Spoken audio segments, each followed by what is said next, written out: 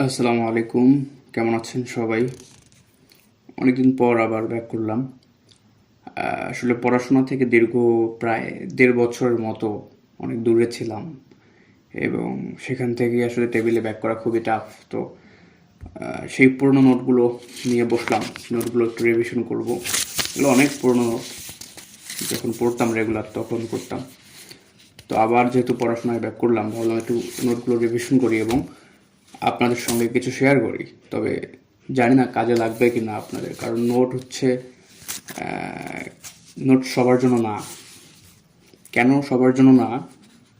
Notes যদি আপনি শুধু নোট করে যান, অনেকে আমি দেখতাম যে নোট করতো, সময় নিয়ে সুন্দর করে নোট করতো, বিভিন্ন কালার পেন্টে নোট করতো, কিন্তু নোট করে হয়তো কি সেগুলো আর ফালা রাখতো, রিভিশন করতো না। সো নোট করতে যে সময়টা যেত, নোট করার সময় এই জন্য ভালো করে পড়াশোনা হতো না।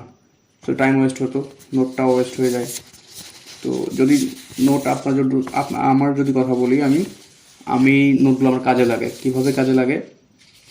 আমি সব থেকে কঠিন যে পার্টগুলো আছে, আমি যদি এগুলোর কথা বলি, দেখুন আমি এখানে কৃষ্ণকুমারী ভূদেব বাবুকে উৎসর্গ করেন, হ্যাঁ, শর্মিষ্ঠা কালিদাসকে উৎসর্গ করেন। এখন হচ্ছে সি ভাষার প্রোগ্রাম, সোর্স প্রোগ্রাম। তা এই যে একদম এগুলো জব সলিউশন থেকে পড়ছি অবশ্য, এই জন্য এলোমেলো বিভিন্ন আমি জব সলিউশন থেকে নোট করি, বিভিন্ন বই থেকে, বোর্ড বই থেকেও নোট করি, বিভিন্ন গাইড যখন আশেপাশে দেখি বিভিন্ন কেউ নতুন কোনো গাইড নিয়ে আসছে, সেই গাইড থেকে নোট করি বিভিন্ন টপিক ধরে ধরে।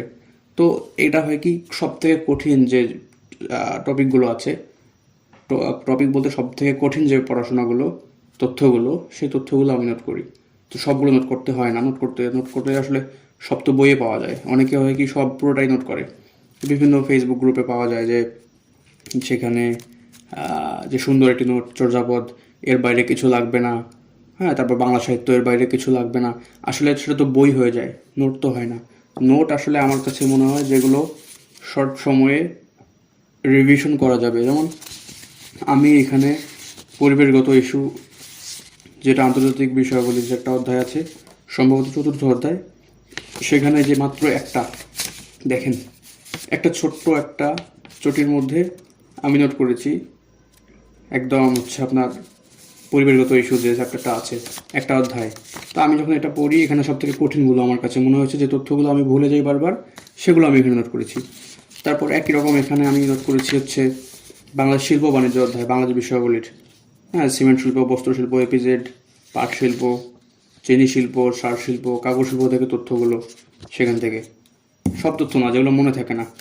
তারপর একই রকমভাবে আমি যে ভ্রমণ কাহিনীগুলো নোট করেছি এখানে, ভ্রমণ কাহিনী, সোভিয়েত দিনগুলি, সোফিয়া কামাল, ইউরোপের চিঠি, পথে প্রবাসে অনুদাশঙ্কর রায়, চলে মুসাফির যে দেশে মানুষ বড়, হলদে পরিদেশ, জসীমউদ্দিন, হ্যাঁ। তারপর রবি ঠাকুরের যেগুলো আছে হচ্ছে আপনার ভ্রমণ কাহিনী, অনেকগুলো রবি ঠাকুরের। এরপরে হচ্ছে রবি ঠাকুরের মূলত যেই কয়টা। তারপরে হচ্ছে এখানে শহীদুল্লাহ কায়সারের আছে, পেশোয়ার থেকে তাশকন, সীমান্ত শিবির, হাসান হাবিজুর রহমান, ভলগার তীরে গিন্সবার্গের সঙ্গে, ভ্রমি, দেশে দেশে নির্মলেন্দু গুণের, তো পালামাও সঞ্জীব চন্দ্রের। তারপর যে মুক্তিযুদ্ধ ভিত্তিক লিখেছি, তারপর স্মৃতিকথা লিখেছি, নাটক, প্রবন্ধ, ছোট গল্প, এগুলো নোট করেছি। তারপর এখানে হচ্ছে মাত্র দেখেন ইংলিশ লিটারেচার, যেটা সব থেকে বেশি ভুল হয়, হ্যাঁ, এই যে ইংলিশ লিটারেচার মাত্র 2টা পেজে আমি রেনেসান্স পিরিয়ড থেকে শুরু করে একদম রোম্যান্টিক পিরিয়ড পর্যন্ত আমি লিখে ফেলছি এখানে। রেনেসান্স থেকে রোম্যান্টিক মাত্র এরকম ছোট্ট চটি 2টা ইটে, সবগুলো না, যেগুলো আমার ভুল হয় সেগুলো। ঠিক একইভাবে এরকম ছোটো ছোটো অনেকগুলো শেয়ার করতে গেলে অনেক সময় লেগে যাবে।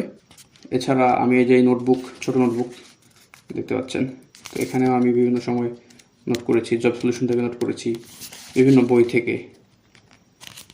তারপর যে বাগধারা, এগুলো নোট করেছি যেগুলো ভুল হয়, আইবিএ জব সলিউশন থেকে, হ্যাঁ, যেগুলো ভুল হয় আর কি, একটু আনকমন টাইপের। তো সেটা বেশি শেয়ার না করি।